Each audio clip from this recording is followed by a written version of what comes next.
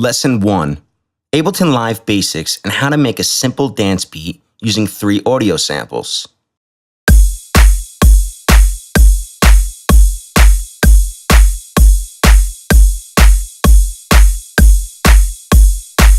So let's begin. Go to your dock and locate the live icon. Click to launch. Once Ableton Live launches, you will see this screen. This screen or view is called the session or clip view. So let's keep looking around a bit. Let's look at the top of the session view where we see 3 squares. These are the play, stop, and global record buttons. We use the play button to start our song, the stop button to stop our song, and the global record button to record our song. Simple stuff, right? We can also use the space bar on our keyboard to start and stop our song. This is much faster and how I prefer you to learn how to stop and start your song. When you tap the keyboard once, it will start playing, and if you tap it again, it'll stop playing. Let's look over here to the left where our metronome or click is located. I'm going to turn it on by clicking on it, and then I'm going to tap my space bar. The clicking sound you hear is playing the quarter notes at the default tempo of 120 beats per minute. All right, so now we're going to switch our view by hitting the Tab key. The screen we are looking at now is called the arrangement view. This is where we can see our song in more of a linear fashion from the beginning to the end. All the way to the left is the start, and all the way to the right is the end. On the top here, we see the number 1. There are 4 quarter notes in 1 bar. So let's highlight a 1-bar loop. If we click on quarter note 5, or in this case, where Live is showing us the start of bar 2, and drag all the way to the left, this will be the length of a 1-bar loop. We can count bars along with the metronome like this. 1, 2, 3, 4. I just counted 1 bar. Counting and understanding bars is very important. Now let's highlight a 4-bar section. So I will go to where Live is showing me the start of the 5th bar, click on the line, and while holding down the left button on my mouse, drag all the way to the left. Now let's count with the metronome on. 1, 2, 3, 4, 2, 2, 3, 4, 3, 2, 3, 4, 4, 2, 3, 4. I stop counting just before I get to the start of the 5th bar because today we're only making a 4-bar loop. Okay, so now let's look up here to the left of the metronome to this box. This box shows us our BPM. BPM stands for beats per minute. As you can guess, it's how many beats, or actually quarter notes, there are in 1 minute. It is simply just how fast or slow your song is. We call this the tempo. Let's set our tempo to 128. To do this, we click in the box and drag and hold our mouse up or down to change the tempo faster or slower. We can also just click in the box once and then use our number keys to input any tempo we want. Let's set our tempo to 128.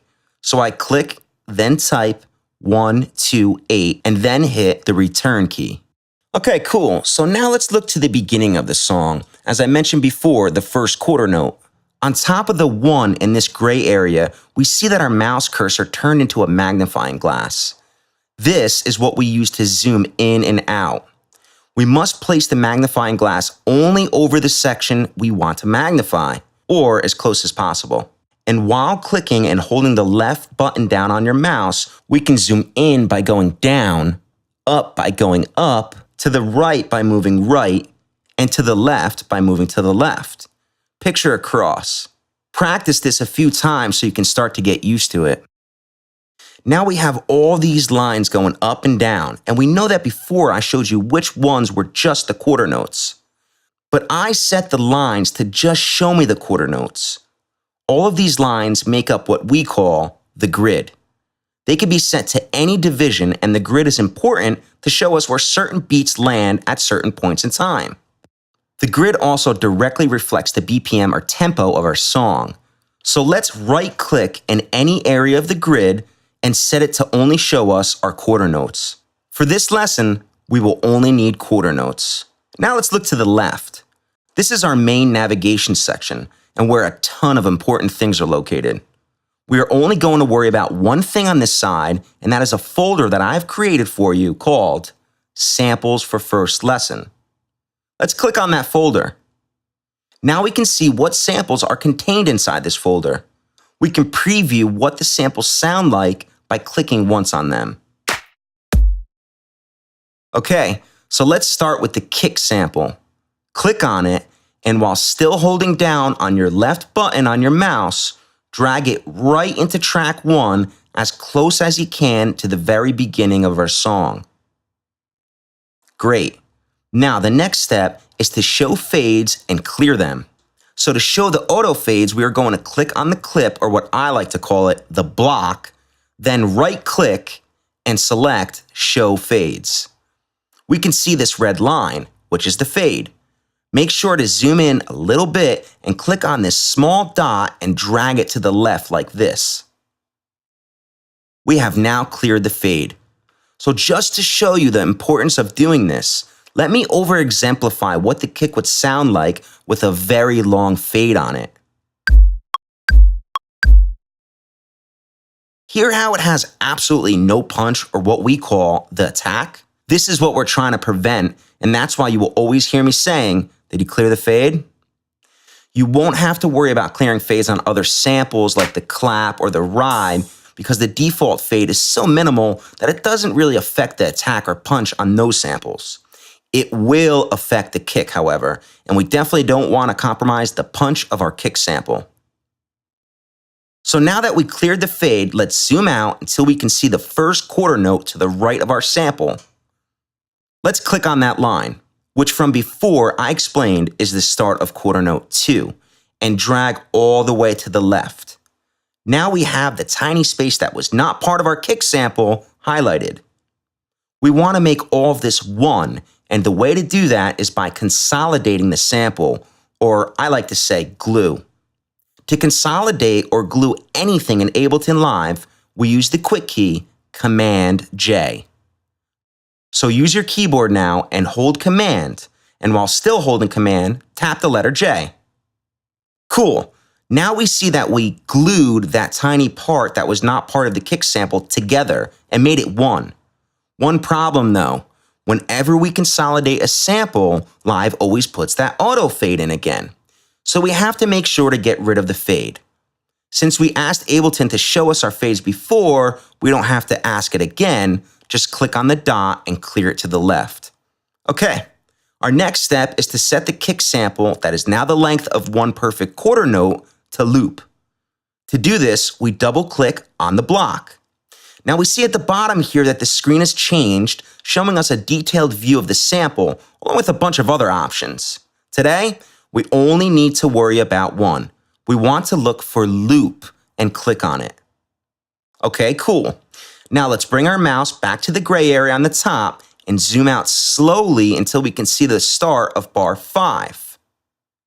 Now bring the mouse to the end of our kick sample, or the block, until it turns into what I like to call it, the staple. This staple will allow us to drag our kick sample out, and since we set it to loop, it will do so forever. For this lesson, we are only going to drag it to the start of bar 5, making it a 4-bar loop. So if we tap the keyboard, we can hear the kick drum playing on every quarter note. It should play perfectly in time with the click.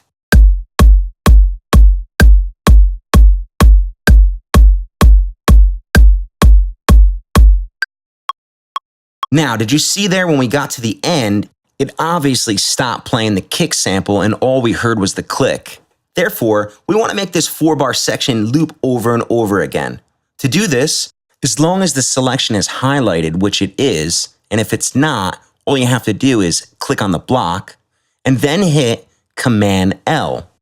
Notice up over here where we see this looper icon turned yellow, indicating that we have it in loop mode. To disable this, we simply click on it. Let's click it again though, to make sure that it's enabled.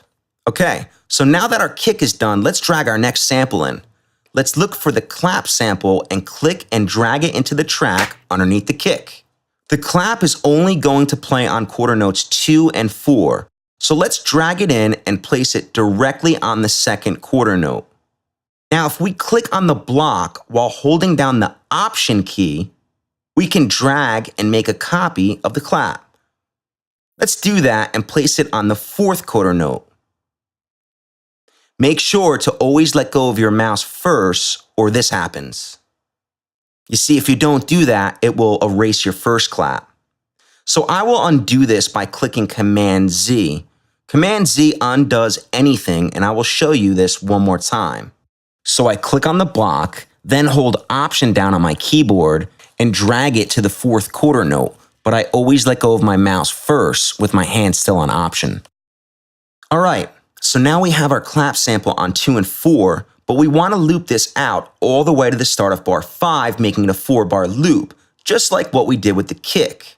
So place your cursor on the start of bar 2 and click. Now click and drag the selection all the way to the start like this. Now we could glue this section together and enable loop just like we did with the kick, but I find it faster to simply hit Command D. Command D will duplicate anything in Ableton Live. So let's click Command D 3 times to make it repeat for 4 bars.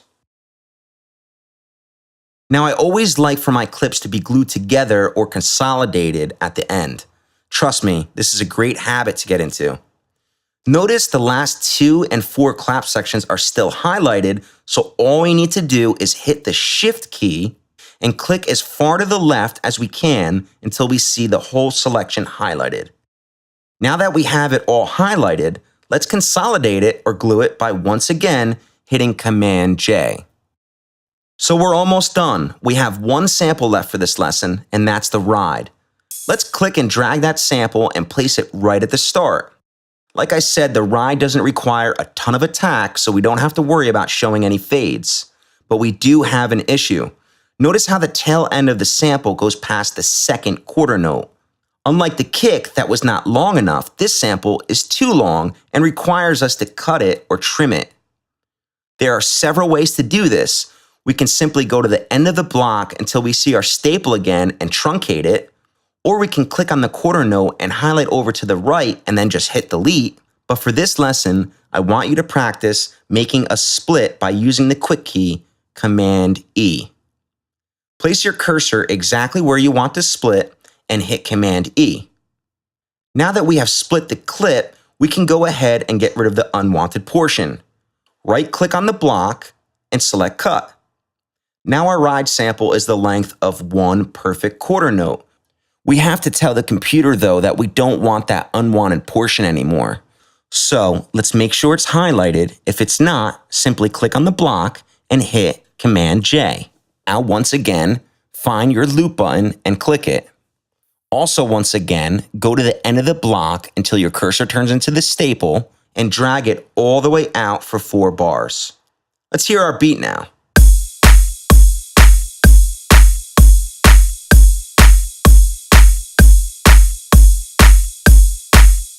So that's it. I recommend hitting Command N. Then click Don't Save and delete. Practice this over and over and over again until you don't really have to think about it too much. Repetition is the key.